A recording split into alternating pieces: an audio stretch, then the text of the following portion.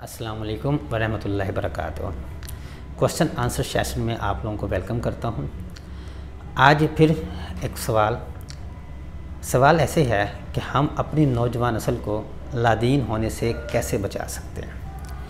बहुत important question, इसका answer मैं देने की कोशिश करूंगा और हो सकता है कि कुछ आंसर मैं अब दूं और कुछ आंसर इसका अगली वीडियो में आए। जैसे कि सवाल का पता लग गया आपको कि हम अपनी नौजवान नस्ल को लादीन एथिस्ट होने से कैसे बचा सकते हैं। तो पहले मैं यहाँ पे एक बात करना चाहूँगा, इसमें कोई शक नहीं है कि लादीनियत हमारे मुआशरे में एक उभरता हुआ नासूर है और जिसके सदबाब के लिए किसी भी सतह पर कोई ख़ास किस्म का प्रॉपर काम नहीं हो रहा। हमारे उलमा कराम इस पर बात करने को तैयार नहीं है। उनका तो फेवरेट टॉपिक इबादत है या मसलक है। मसलक पे बातें सुन लें उनसे, मसालक के बारे में। हमारे वालिदैन सिर्फ अपने बच्चों को स्कूल कॉलेज में भेज कर अब उनके हाई ग्रेड्स चाहते हैं कि बच्चे पढ़ लिख जाए, और हमारे तालीमी इदारे बस यही चाहते हैं कि उनको फीसेस मिल जाए। इसलिए कोई प्रॉपर कहीं इस पर काम नहीं हो रहा कि हमारी नौजवान नस्ल लादीन क्यों हो रही है और इनको कैसे रोका जा सकता है। बहरहाल अब चलते हैं सवाल की तरफ।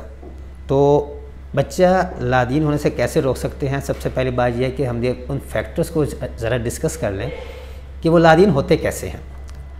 मुख्तलिफ़ फैक्टर्स हैं, इनमें से 3 आप लोगों के साथ मैं आज शेयर कर रहा हूँ और इंशाल्लाह बाकी फिर आपसे अगली वीडियोस में शेयर किए जाएंगे। पहला फैक्टर कुछ ऐसे है कि कहना कुछ और करना कुछ। एक बहुत बड़ा गलत रिवाज जो हमारे यहाँ ऐसे है कि हम दुनिया में इतने मगन हो चुके हैं कि हम जो चाहते हैं ना, हम चाहते हैं कि वो काम हो जाए जिस मर्ज़ी तरीके से हो जाए। तरीका अच्छा है, तरीका बुरा है, गलत है, सही है, बस हमारा काम होना चाहिए।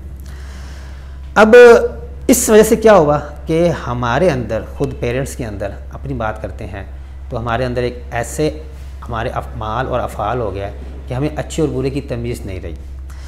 अब जिसकी वजह से जब हम किताबें पढ़ते हैं, बच्चों को दीन की किताबें पढ़ाते हैं, इस्लामियात पढ़ते हैं, तो हमारी ज़िंदगी और उन किताबों में उनको बड़ा डिफरेंस महसूस होता है, काफ़ी तज़ाद महसूस होता है, जिसकी वजह से उनके जहन में शकूक और शुबहात जन्म लेना शुरू कर देते हैं कि अगर ये दीन इतना अच्छा है तो ये बुरे क्यों हैं, अगर ये ऐसे हैं तो फिर दीन में कोई मसला है।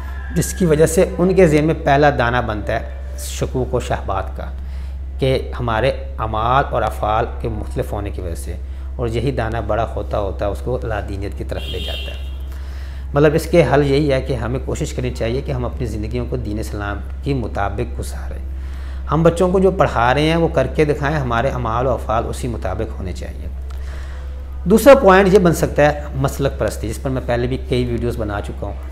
फिर वही बात आ गई कि नौजवान नस्ल में ना काफ़ी हद तक जो शकूक और शाबात पैदा किए हैं ना, वो मसलक परस्ती ने पैदा किए हैं।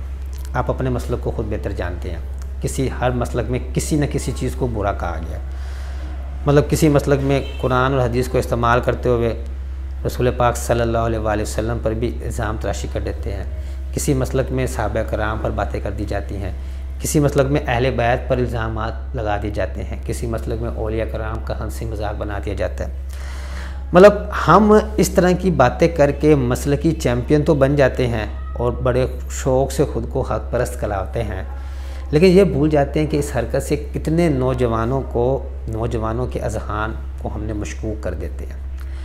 ये ज़हरी बात है कि जिस मज़हब में, जिस दीन में इतना तज़ाद हो उसकी बातों में, और फिर उनके बाद लोगों में, औलिया कराम, सहाबा कराम, अहले बैत में, तो फिर आप कैसे जस्टिफाई कर सकते हैं इस्लाम राय हक है। जब आप क्लेम करते हैं कि रसूल पाक सल्लल्लाहु अलैहि वसल्लम को नहीं पता कि उनके साथ कौन मुखलस है और कौन सच्चा कौन नहीं है, तो फिर आप उनकी तरबियत और तालीमात को कैसे जस्टिफाई कर सकते हैं कि बहुत अच्छी थी। इसी तरह जब आप शुरू से अपने मसलक के मुताबिक बच्चों को बता देते हैं कि इस्लाम लाने वाले, इस्लाम फैलाने वाले गलत थे, तो फिर कैसे जस्टिफाई कर सकते हैं कि जो हमारे पास आज दीन मौजूद है वो बिल्कुल दुरुस्त हालत में मौजूद है। नहीं कर सकते।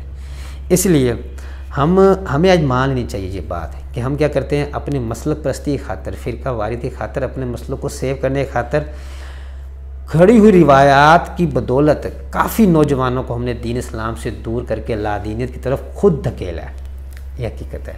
तो इसका यही हल है कि हमें अब ये मसले की जंग छोड़नी होगी, हमें दीन इस्लाम की तरफ आना होगा। हमें ये जो रंगबाजियाँ हैं, जो हमारे पास लोग ऐसे बयानात करते हैं मसलक को बेहतर बनाने के लिए, इन्हें हमें झुटलाना होगा और बात सिर्फ दीन इस्लाम की करनी चाहिए। तीसरा पॉइंट जो आज का आखिरी पॉइंट है, इंशाल्लाह बाकी पॉइंट्स आपसे फिर डिस्कस करूँगा, वो ये है कि साइंस की से दूरी भी लादीनी तरफ बच्चों को धकेल रही है। कैसे भला? हमारे यहाँ क्या है जी, साइंस को बजाय कि समझने के हमने उसको क्या कर दिया कि ममनू करार दे दिया। हम साइंस को इस तरह भी तो इस्तेमाल कर सकते हैं कि उसके ज़रिए से अपने दीन के सच होने के सबूत लाए जाए। अब हमने क्या किया, उसको ममनू करार दे दिया, और जिसकी वजह से अब जो लोग नेचुरली जो साइंस लवर्स हैं उनको ऐसा फील करवाते हैं कि दीन और साइंस दो अलग सफ़े हैं, जबकि ऐसा नहीं है। तो ज़ाहिर बात है, अब जिसको जो साइंस लवर होगा, जिसमें साइंस की ज़्यादा मोहब्बत होगी, तो वो तो फिर उस दीन को छोड़ के साइंस की तरफ ही जाएगा, क्योंकि आपने तो डिफ्रेंशिएट कर दिया कि साइंस अलग चीज़ है, दीन अलग चीज़ है, लेकिन ऐसा है नहीं। अब मैं जहाँ से तो एक बात कहना चाहूँगा, हम बेहतर जानते हैं कि जो साइंस की शक्ल आज से 10 साल पहले थी वो आज नहीं है। जो साइंस की शक्ल आज है वो 10 साल बाद नहीं होगी। मतलब जो बातें साइंस आज हमारे दीन के मुतालिक सच साबित नहीं कर सकता, तो आप इसका मतलब ये नहीं कि आप साइंस को बुरा कहना शुरू कर दें। हो सकता है कि 10 सालों बाद साइंस इस काबिल हो जाए कि उन बातों को साबित करना शुरू कर दे।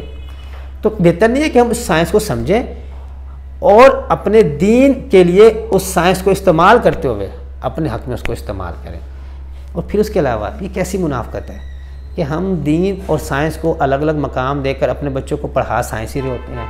तो मुनाफ़क़त हुई ना, जो बच्चा सोचेगा कि साइंस के बुरा कहते हैं, दीन के मुकाबले में लाके खड़ा कर देते हैं, और फिर हमें पढ़ाई भी साइंस आती है, तो फिर तो वो ये सोचेगा कि साइंस में ही फलाह है। तो फिर ज़ाहिर बात है वो साइंस को बेसिकली लादीनियत समझ लिया जाता है, तो वो क्या होगा, लादीनी की तरफ चला जाएगा, लेकिन ऐसा है नहीं।